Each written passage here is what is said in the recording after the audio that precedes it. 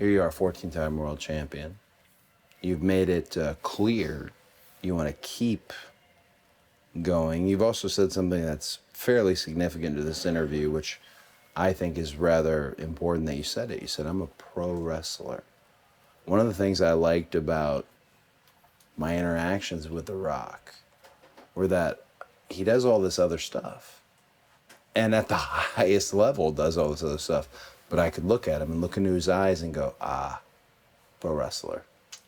Right. But even with all that said, you said you're a pro wrestler, 14-time world champion.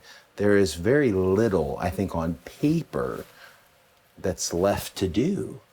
In your mind, though, because that's what's the most important here, what do you want to accomplish now? What's the next thing? What's that thing that would be the next apex, the next peak? What is it that Randy Orton has left to do in the wrestling space besides be incredible and beloved and all those things that you will be? But what is the goal? What's the task?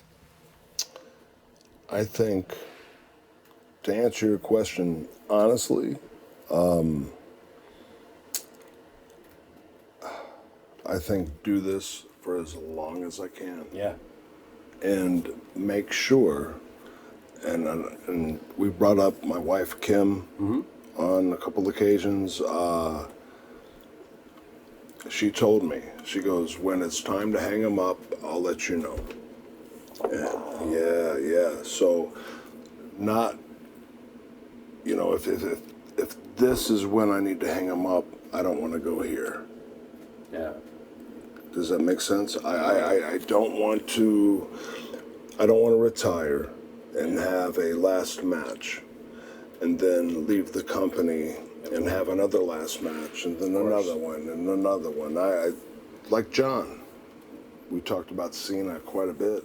I feel like when he says, this is my last Royal Rumble, this is my last Elimination Chamber, this is my last WrestleMania. Yeah.